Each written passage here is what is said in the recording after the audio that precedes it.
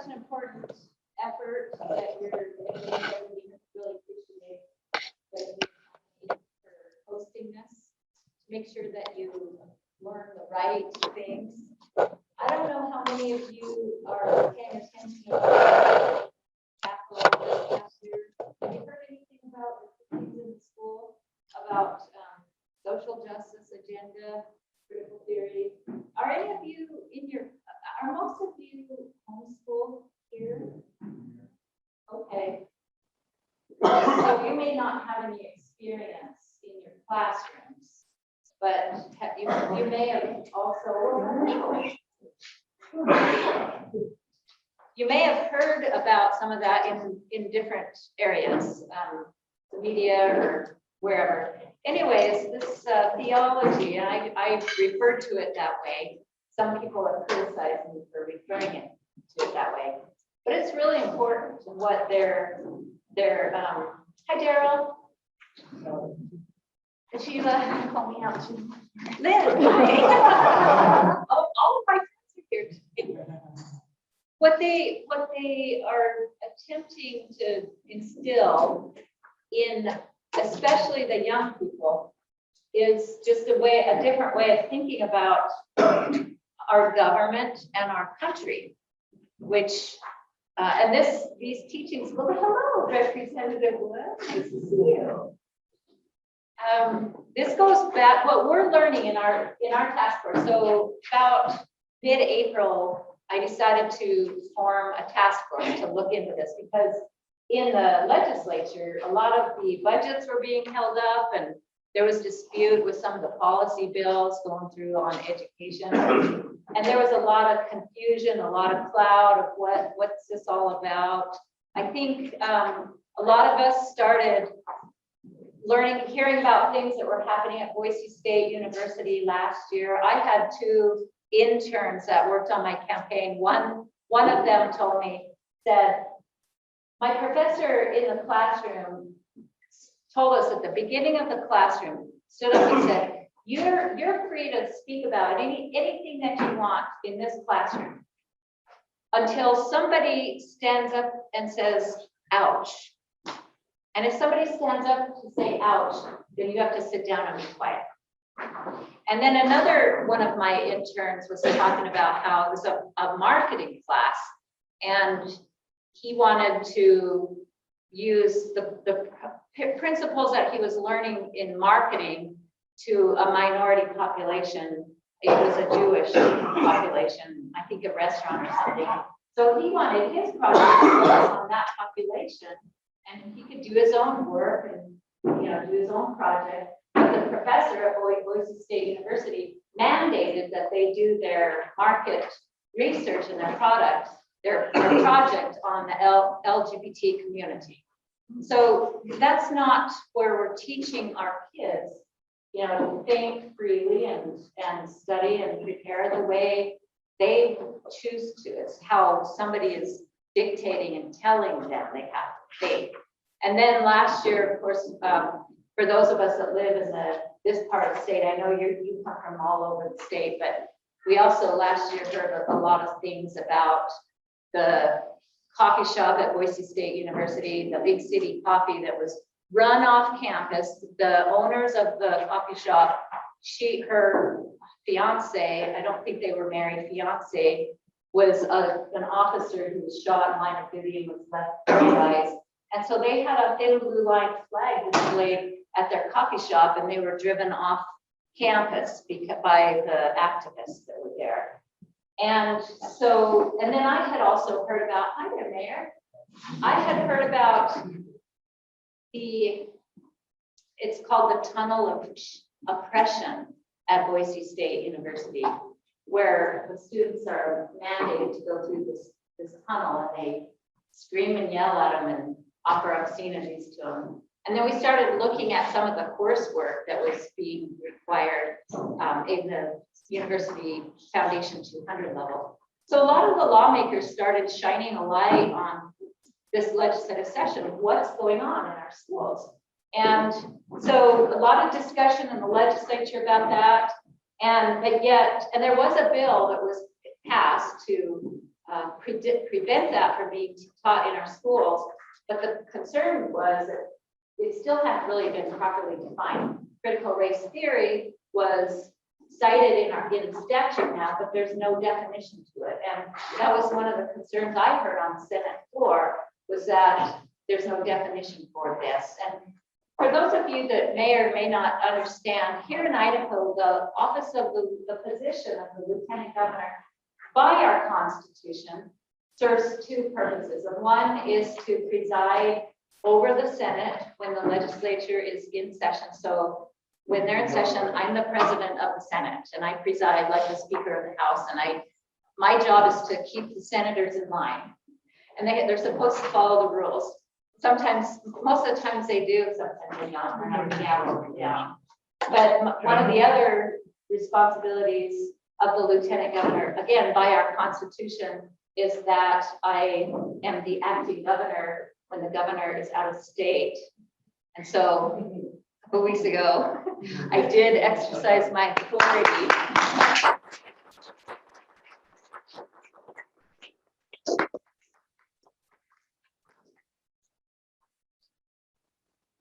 The governor presented a great opportunity to me when he stepped out of the state, because he had an opportunity to do the same, for over a year, and he failed to do it. So when he left, I presented an opportunity for him. You're doing a good job. Well, thank I you. see you, when I watch, I see you, Senate Committee.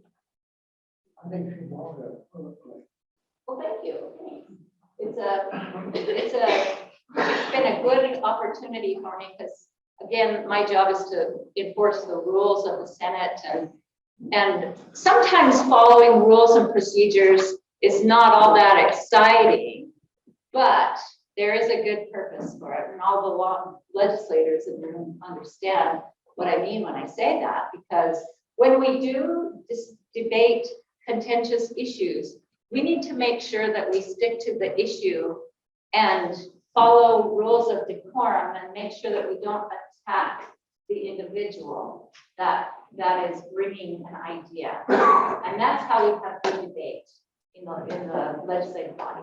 So today I know that you wanted to hear a little bit about the different branches of government, the executive branch of government, the legislative branch of government, and the judicial branch of government. And they're all defined in our Constitution.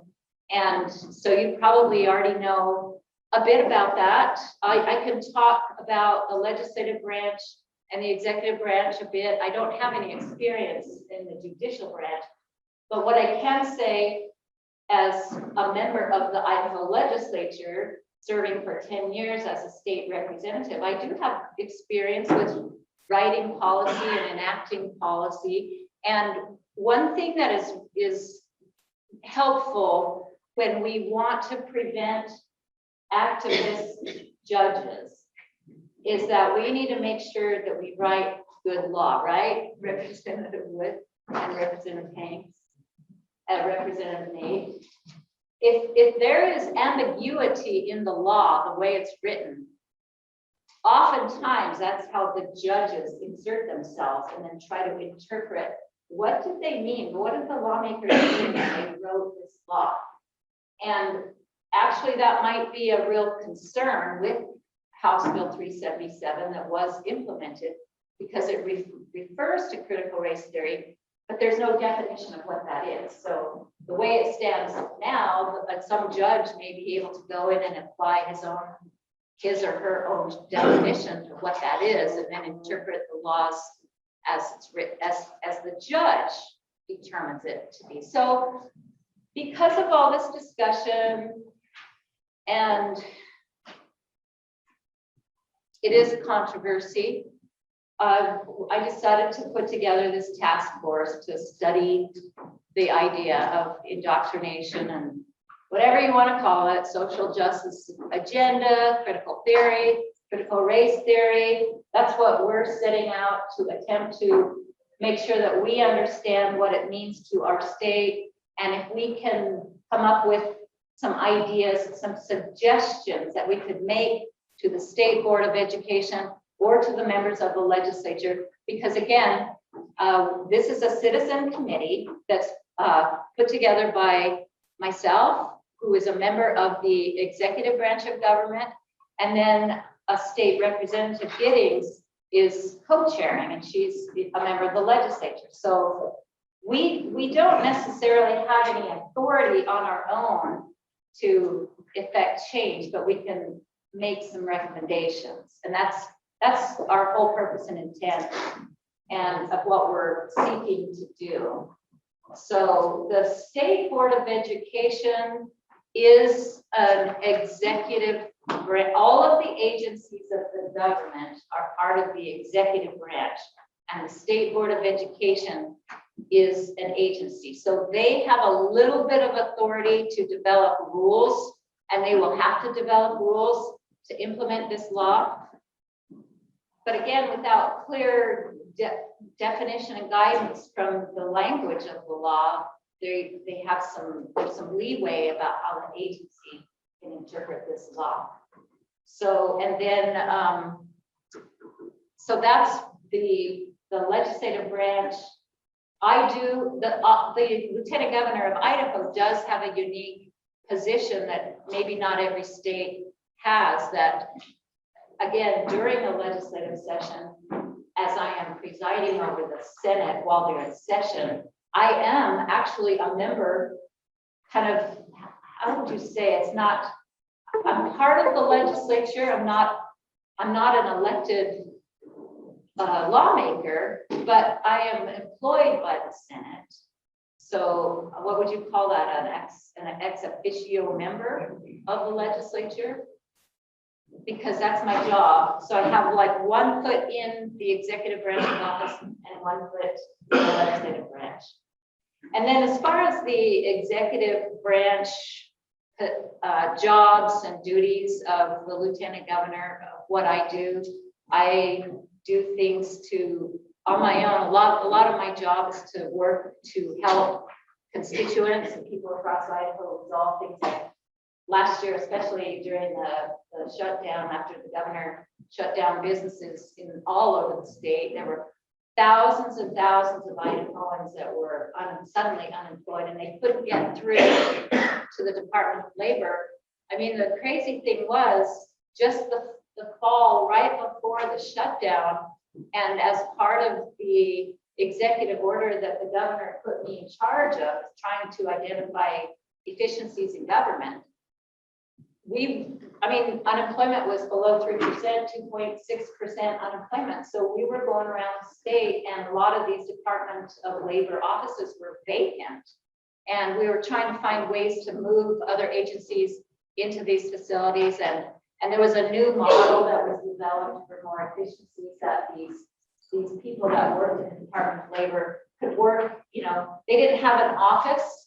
They had a computer, and they were working out of their car. They would drive from here to there and cover different areas instead of being in the office. And that was freeing up space for more efficiencies. And that was the fall right before the shutdown. So it didn't make any sense to me why the decisions that were made by the governor and his lieutenant governor, who he had tasked with identifying some of these efficiencies, I didn't find out until 30 minutes before the state was shut down that that's what the intention was. And 2 days before the decision was made, I was on the phone talking to the governor, and he made no mention of it to me. He just was kind of joking about how the city of Boise, the mayor had just shut down Boise, and he commented, well, the only thing that's going to happen now is the people in Boise are just going to go into Garden City and go to the restaurant and everything. But so it didn't make any sense to me, the decision-making process last year. But in my capacity in the executive branch of government, that's what I do. Is I do a lot of work to help my constituents resolve things, and any projects that the governor may task me with. So that was one of them. I did work on the coronavirus financial advisory committee, which the governor assigned me to, because we had about $8 billion flowing into the state. And the committee's job, instead of bringing the legislature in like the way it should have happen, because again, in our Constitution, it says that's, if there's one thing that the legislative body is responsible for, is the appropriations. And so last year, Idaho took in $8 billion without the legislative oversight that was necessary by our Constitution. So I did serve on that and tried to help out. My focus was on making sure that our state procurement laws were followed to avoid crony contracts. That didn't happen in every proposal. And I was the one member that voted against a lot of these proposals, but it is what it is.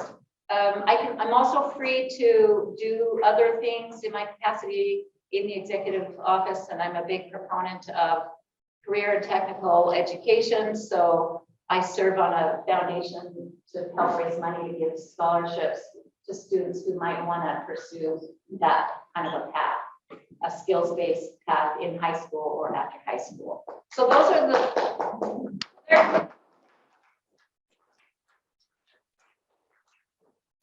I'm glad you feel that way, because those are really important, essential jobs in our economy.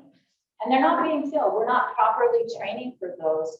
And to give you another example of what I've tried to do, our State Board of Education has had this goal. They call it the go on rate, where for over 10 years and over a decade, they have this goal that 60% of our high school students would go on to secondary or higher education.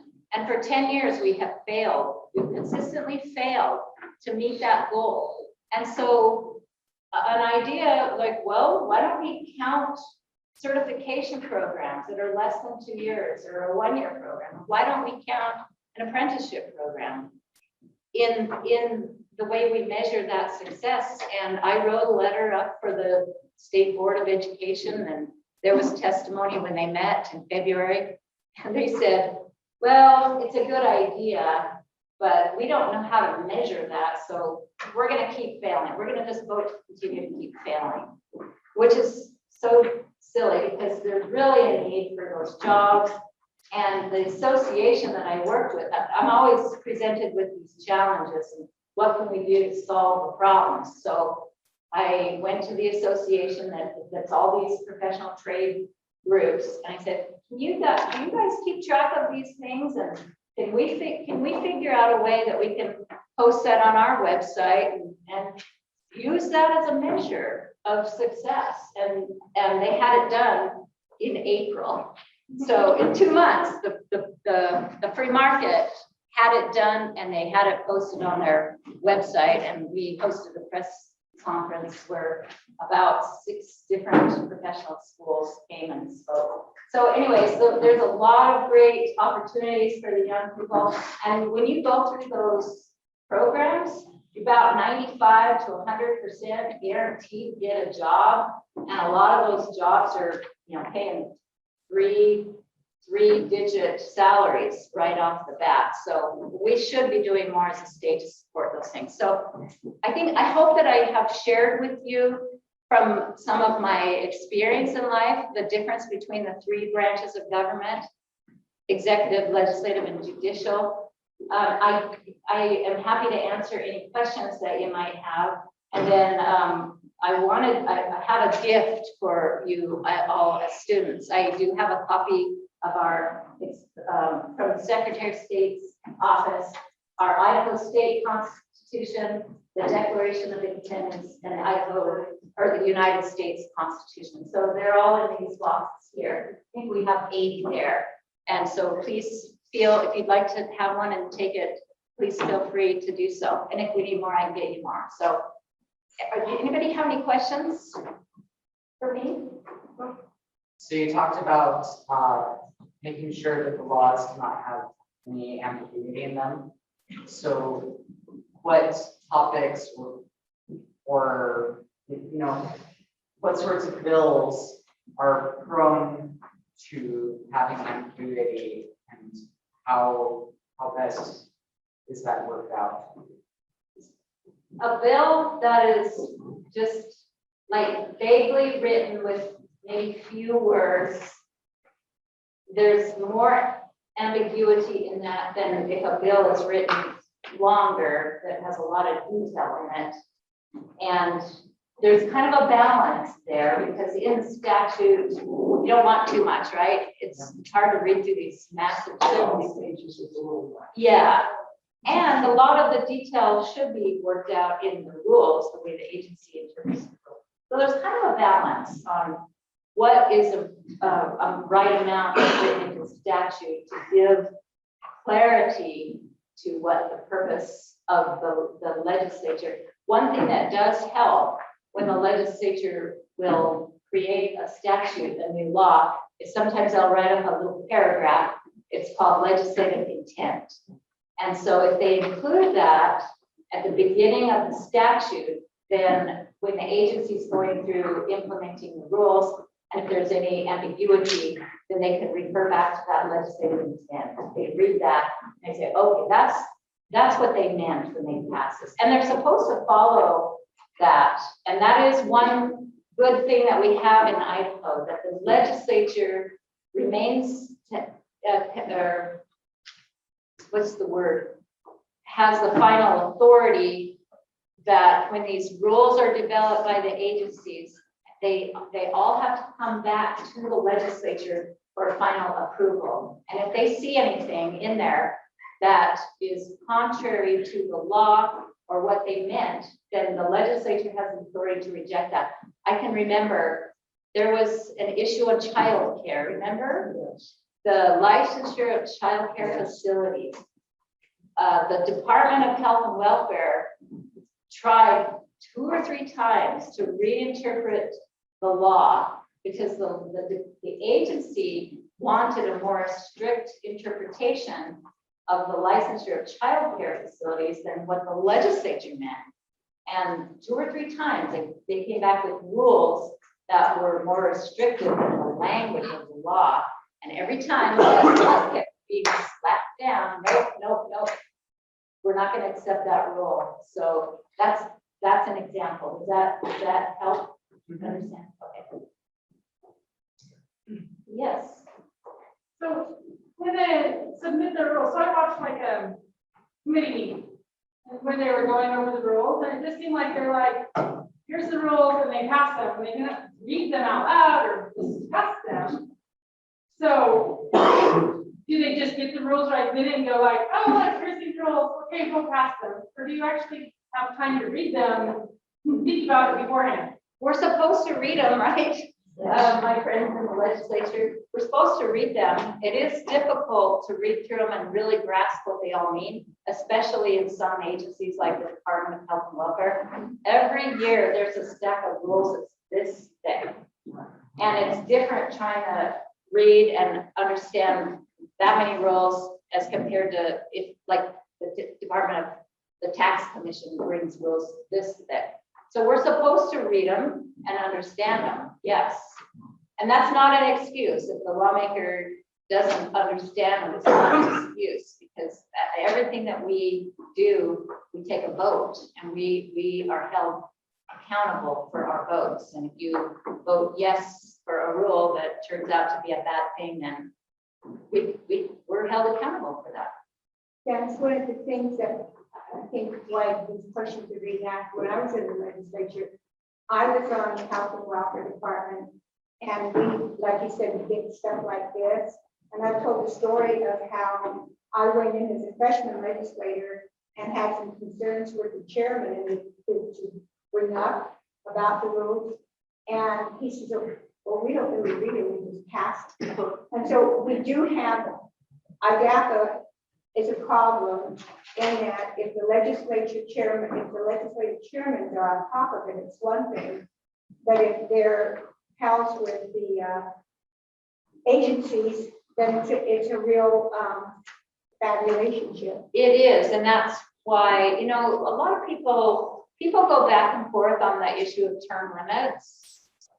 You know, a lot of people advocate for term limits, and I consider myself, I mean, I actually term limited myself when I was in the House of Representatives. I served 10 years and then I went home because I do believe in term limits. I don't believe in career politicians. But the people who argue in support of or against term limits, that's one of the arguments that they use is that, well, you need to be there for a long time to understand the agencies and how they operate. But what I have to say to that is that the longer you're there, and I felt this happening to myself, the longer you're there, the easier it is for you to start empathizing with the agency than for the people back home that you're supposed to represent. I think you had your question, your hand up first. When like a law or like a bill gets passed, like when you guys are out of discussion, how long does it take for that to become like, oh, like, does it happen that day that they can't do that? Most of the laws that are passed, the understanding is that they will go into effect the first day of the next fiscal year, which is July 1 of every year. So the legislature that just got done, one of them adjourned sunny day and one of them recessed. The understanding is that all the laws that were passed during that time go into effect July 1. But if they write the law to say that an emergency exists, then it will go into effect as upon passage. Or they can also retroactive, say effective January 1.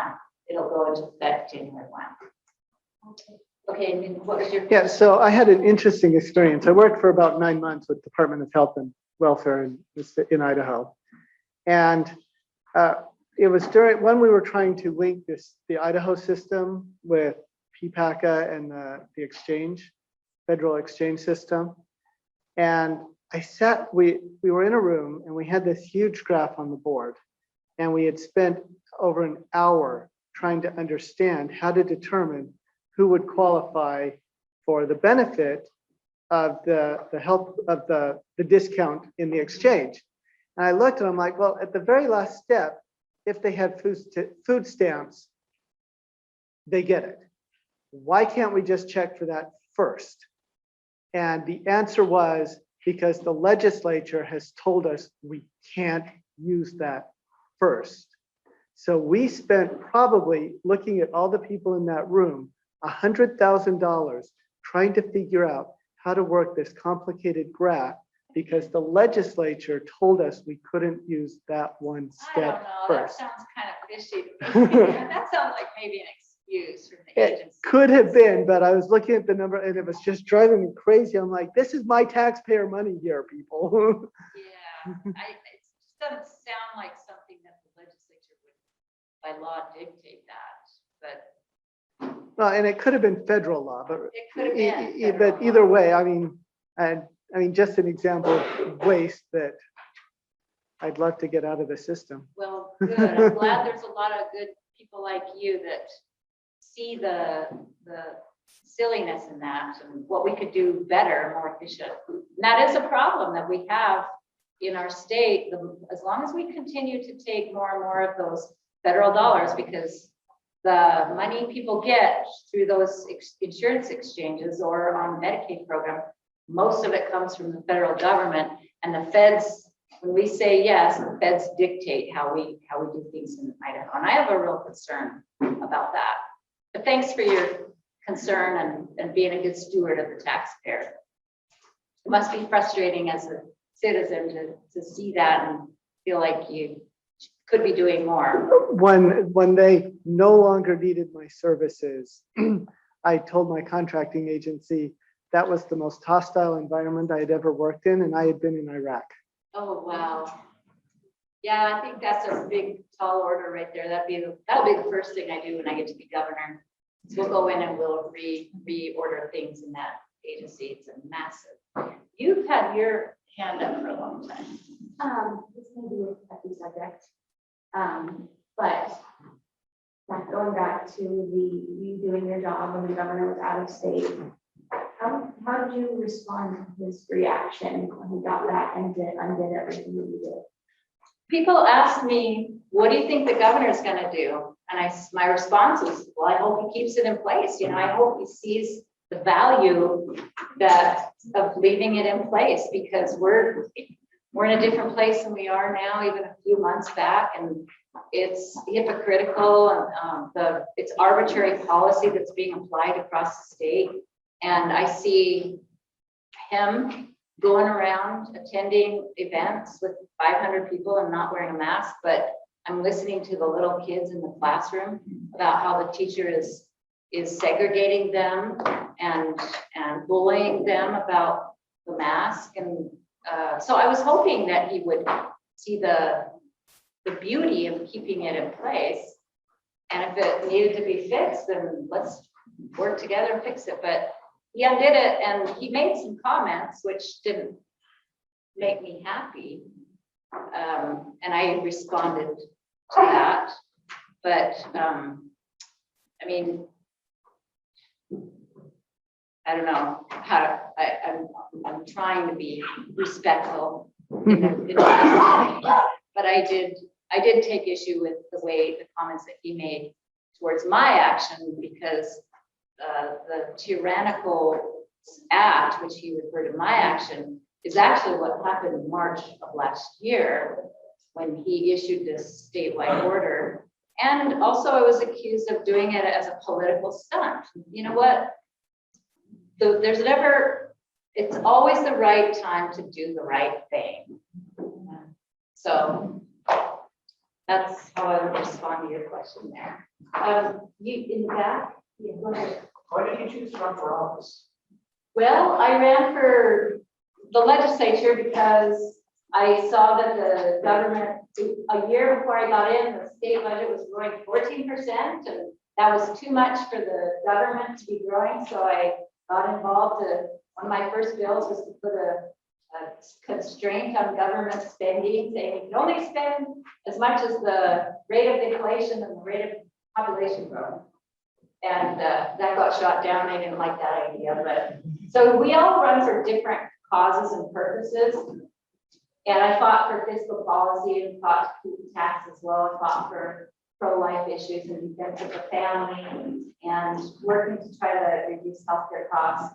But after my time of service and I went back to the private sector, it was when Donald Trump decided to run for president that got me kind of excited about getting back involved in the process, because I didn't like a lot of the things that we all saw happening in our country, where a lot of the forgotten man and the government, the process was being lost to special interests and corruption. So I decided to get back involved in this capacity. Lieutenant Governor, I know you've got so much time to, and we don't want to keep you. We want to thank you for coming, and we want to thank you for understanding the difference between, we felt that the legislative and executive branches kind of, the line seemed to blur when the executive branch was making orders that had the effect of law. And so we want to thank you for standing for separation of powers. And if you want to make a closing. Okay, thank you, thanks. And that is probably one of the driving issues that caused me to decide to run for governor, because of the decisions last year where there was a breach of our Constitution, where the governor in the executive position was interposing himself in the role of the legislature by appropriating the money and changing existing laws and creating new laws. And I can't sit back and let that go unnoticed. So I decided to jump in to help restore that constitutional balance of power. Our founding fathers created that carefully crafted balance of power for a reason, and that is so that not one branch of government has too much power. So I would say legislature, Representative Nate, Representative Hanks, Senator Zito, I see you put in there, please place some constraints on the governor.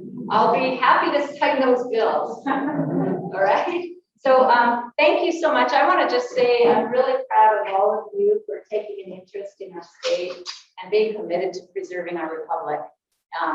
I'm so proud of you all, and I'm honored to be with you today, and thank you for making this a priority. And don't forget, if you want a constitution, just come grab them in the box here, okay? And come visit us in Oneida County. I will.